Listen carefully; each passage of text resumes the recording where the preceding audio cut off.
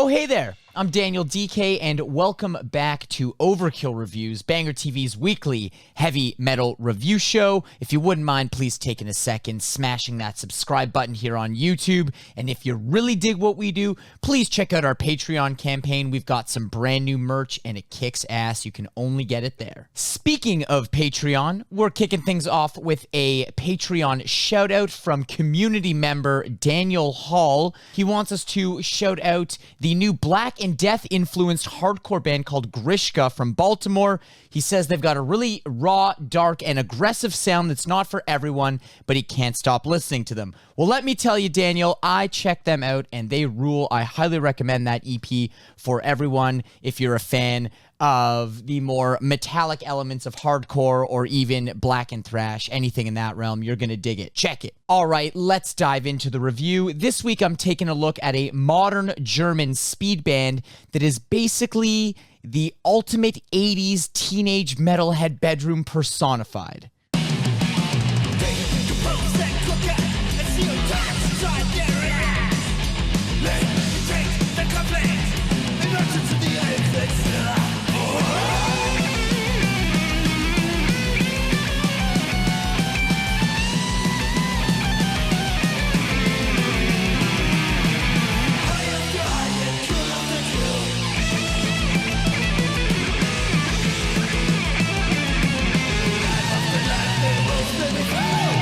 That's right, Vulture is back with their third full-length, Dealin Death, no G, just an apostrophe, out today, May 21st on Metal Blade Records. Normally this is the time where I give a quick bio on the band, but I figured, why not let the band tell you about themselves?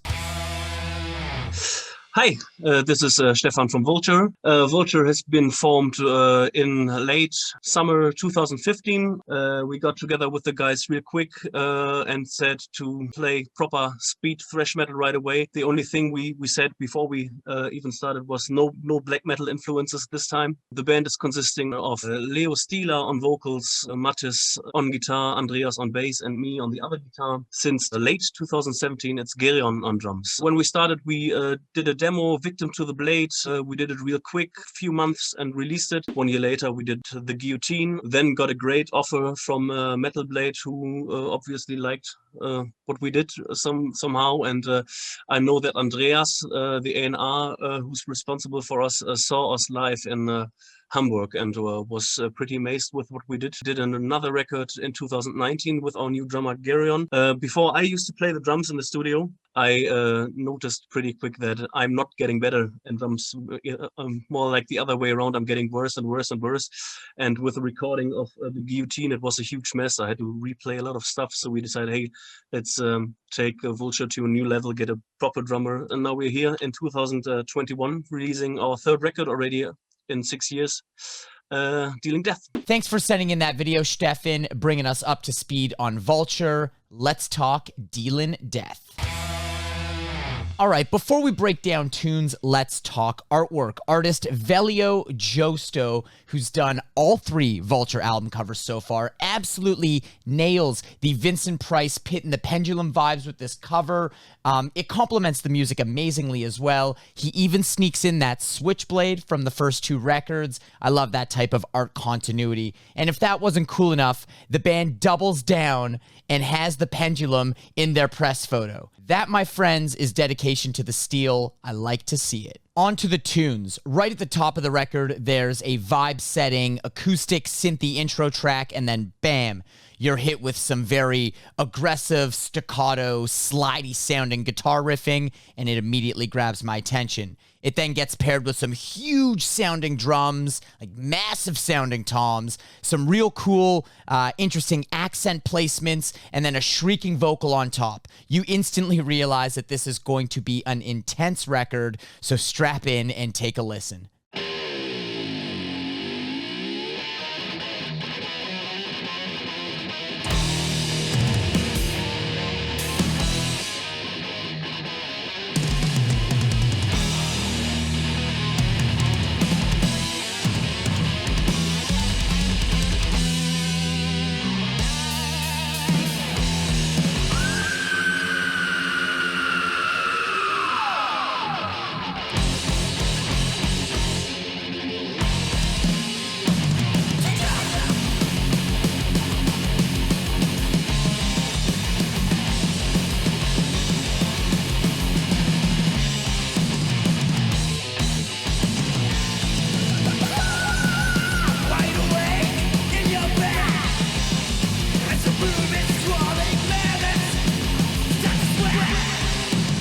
All right, that's how you kick off a record. There's plenty of that thrashy and aggressive riffing all over the place. But early on in the record, it becomes abundantly clear that some of the most memorable moments on the album are actually rooted in these more mid-tempo grooves and parts of the album that embrace a more melodic approach. Brace yourself, there's even some choir gang vocals. Check it out.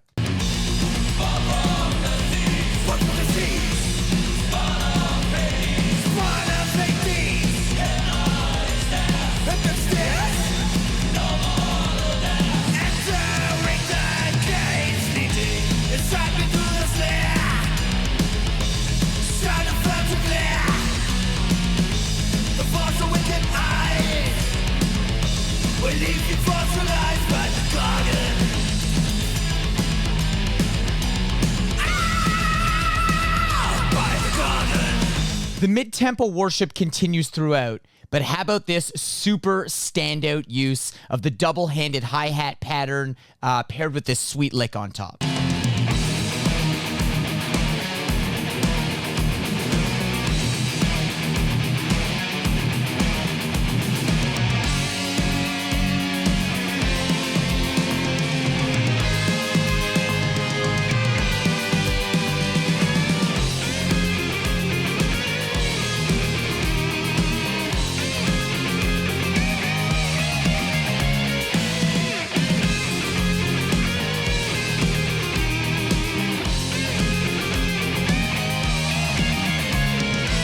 Pretty cool, huh? In fact, mega props to the drum writing all over this record. All the parts are very well thought out, very creatively placed. I'm a big fan of the drums. All right, let's talk vocals. The theatrics are so real and so strong with this one. From Tom G. Warrior death grunts to King Diamond shrieks, there is absolutely no shortage of wails or vocal tags all over this record. In fact, I would almost say that almost all of my favorite vocal parts on this record aren't actually made up of real words. They're just different sounds and screaming noises. Check it out. There's lots of these. There's also tons of parts like this.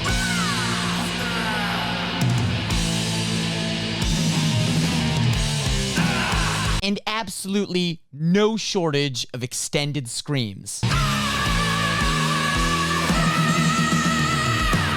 I know, I get it. Those are some of the more amusing parts of the vocal performance to pick out. So check out this standout passage to give you a better idea of everything that's in vocalist L. Steeler's arsenal.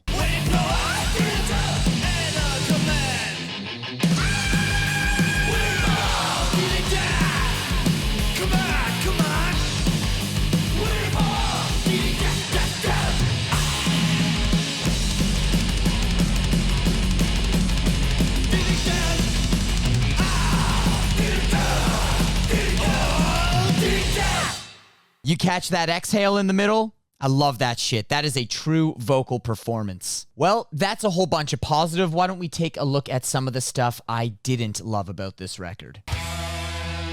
All right. I enjoy over-the-top theatrics and pretty much anything that is just generally outlandish. But this song ending is a little bit crazy.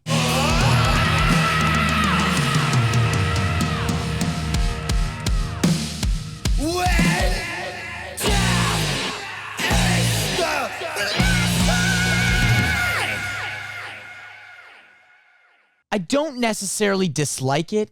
It's just that I feel we should be more conscious of when we're using these types of endings. I feel like when it's constantly on 11 with the theatrics, that it just starts to feel a little bit overused and contrived and less interesting than it would be if it was just sprinkled about casually. As well, I gotta be honest about something. After my very first and albeit quick listen, I wasn't nearly as excited about this record as I thought I would be, being such a fan of the band's last two releases.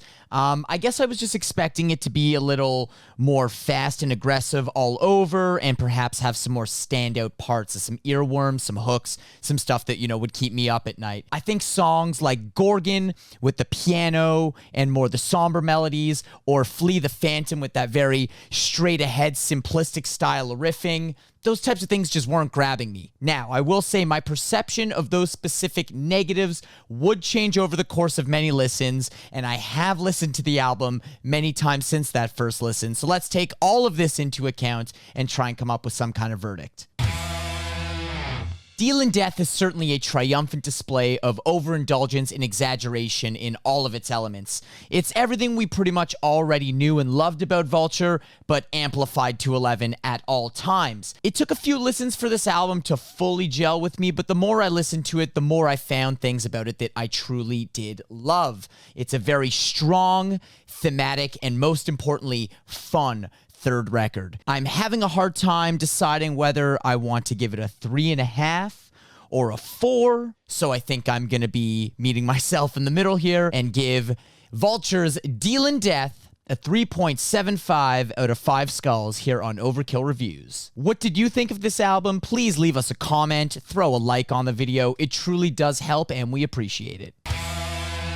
All right, let's rock a couple shoutouts. These are albums that are already released or going to be released that I think you need to check out. SUNBOMB, Evil and Divine, May 14th on Frontiers Records. It's Tracy Guns from LA Guns and Michael Sweet from Striper. It's a new collab project. It's got its moments where it's heavier than both of those people's individual bands. It's definitely worth a spin if you're into classic metal riffing and soaring clean vocals. The Absence, Coffinized, out June 25th on M Theory Audio. These are melodic death metal heavyweights out of Tampa. It features a bunch of my pals in the band, but especially super bro Mike Leon, who plays bass in Soulfly. Their last record slayed. This one's gonna slay. I've already heard chunks of it. I've got mine pre-ordered, and you should too. My final shout out is for a record that came out last year, but did not come across my desk until just this week. It is Hell Freezes Over, the album Hellraiser, released on Carnal Beast. I met these dudes the first time I was in Japan with Diamonds. If you are into new wave of British heavy metal, traditional metal, old school thrash, this is the band for you. Check it out. Super, super cool group. That's all from me. We'll catch you next time.